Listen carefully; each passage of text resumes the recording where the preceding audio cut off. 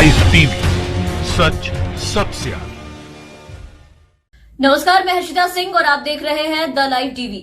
AIMIM chief Asaduddin Owaisi ने अपनी देशभक्ति साबित करने के नाम पर बीजेपी प्रवक्ता सुधांशु त्रिवेदी और शो की एंकर अंजना ओम कश्यप को करारा जवाब दिया है। हुआ यूं कि आज तक पर डिबेट के दौरान भाजपा नेता सुधांशु त्रिवेदी ने ओवैसी की तुलना जिन्ना से कर दी। इस पर शो की एंकर अंजना ओम कश्यप जी ने एमआईएम के चीफ से कहा कि ओवैसी जी साबित कीजिए अपनी देशभक्ति। तो न्यूज एंकर के सवाल के जवाब में असदुद्दीन ओवैसी ने ये कहा कि अरे मैडम, जब मैं जिंदगी में यहां से चला भी जाऊंगा ना, तो भी मेरे जाने के बाद आने वाली 10 नस्लों को ये लोग यही पूछते रहेंगे और यही कहते रहेंगे कि अपनी देशभक्ति साबित करो। तो ओवैसी ने कहा कि भाड़ में जाए ये लोग, मैं इन लोगों की देशभक्ति का सर्टिफिकेट लेने का मोहताज नहीं हूं। साथ ही ओवैसी ने भाजपा प्रवक्ता सुधांशु त्रिवेदी से सवाल किया कि क्या वो बताएंगे कि कितने मुसलमानों ने मुस्लिम लीग को वोट दिया था। उन्होंने कहा कि आप इतिहास को आधा छुपा लेते हैं और आधा ही आकर के यहाँ बताते हैं। तो क्या क्या हुआ डिबेट में, कैसे ओवैसी ने जवाब दिया देशभक्ति साबित करने के नाम पर, किस तरीके से अंजना ओम कश्यप की भी बोलती बंद कर दी, वो पूरा वीडियो देखिए आप पहले और फिर सुनिए कि कैसे असदुद्दीन ओवैसी ने जवाब दिया है। देखिए, फिर इस पे आगे बातचीत करते हैं। अरे मैडम, मैं जिंदगी में जब यहां से चला भी जाऊंगा ना, तो मेरे आने वाली 10 नस्लों को ये पूछते रहेंगे अपनी देशभक्ति साबित करो, भाड़ में जाए। मैं इन लोगों के देशभक्ति का सर्टिफिकेट लेने का मोहताज नहीं हूं। मैं जूती पर रखता हूं इनकी देशभक्ति के सर्टिफिकेट को। मैं भारत का वफादार हूं और रहूंगा इंशाअल्लाह ताला। अब रहा सवाल कि ये मुसलमान जिन्ना क्या कितने मुसलमानों ने वोट दिया था मुस्लिम लीग को? क्या यूनिवर्सल सफरेज था जब कि हर कोई मुसलमान वोट दे सकता था?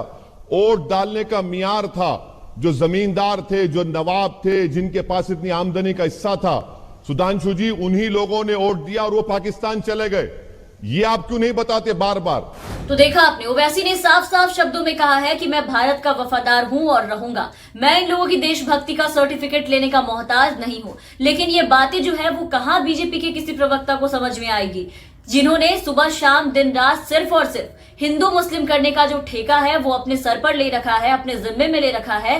तो इनके हिसाब से जो भारत के मुसलमान हैं, उन्हें अब अपनी राष्ट्रीयता और देशभक्ति साबित करने की जरूरत है इन लोगों के सामने। नहीं तो वो देशवासी नहीं कहलाएंगे, वो जिन्ना और पाकिस्तानी कहलाएंगे, वो अवैध प्रवासी कहलाएंगे, जिन्हें पिछले दिनों बीजेपी के नेता ने सर्जिकल स्ट्राइक उन पर करवाने की बात कही थी हैदराबाद में। एक है संबित पात्रा, जो डिबेट में ये कहते हैं कि इस देश के नागरिक अगर खुद को मानते हैं तो जय श्री राम, भारत माता की जय करके दिखाइए। एक आकर कहते हैं कि देशभक्ति साबित कीजिए। कहीं और इनकी पार्टी के मंत्री कहते हैं कि किसी को भी टिकट दे देंगे लेकिन किसी भी मुसलमानों को टिकट नहीं देंगे।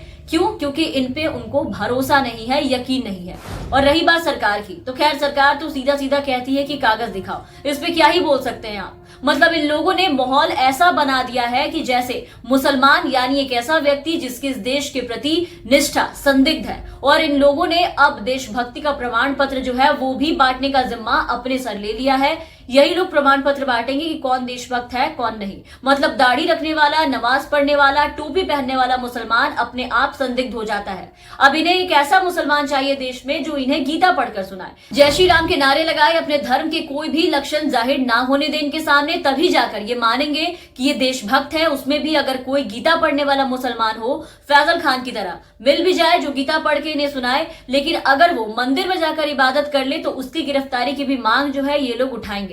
मतलब किसी भी चीज में चैन नहीं है। इस पे भी ये लोग बहस लगाने बैठ जाएंगे कि आखिर उसने मंदिर में जाकर के इबादत क्यों की।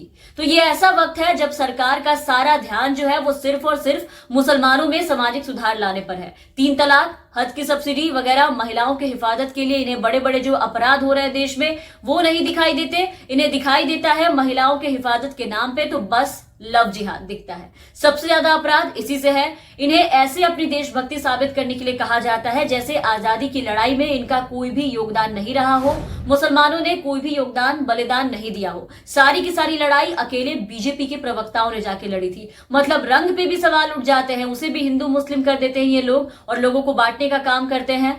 हरा मुस्लिम का और भगवा हमारा, बांटने का काम खुद करते हैं और देशभक्ति साबित करने की बात करते हैं। बीजेपी के सबका साथ सबका विकास के नारे में से उसमें समुदाय के एक लोग जो है वो गायब हो गए हैं। जब भी डिबेट में कोई मुस्लिम नेता या प्रवक्ता आता है तो उन्हें या तो नारे लगाने को बोलेंगे या तो देशभक्ति साबित करने को बोलेंगे।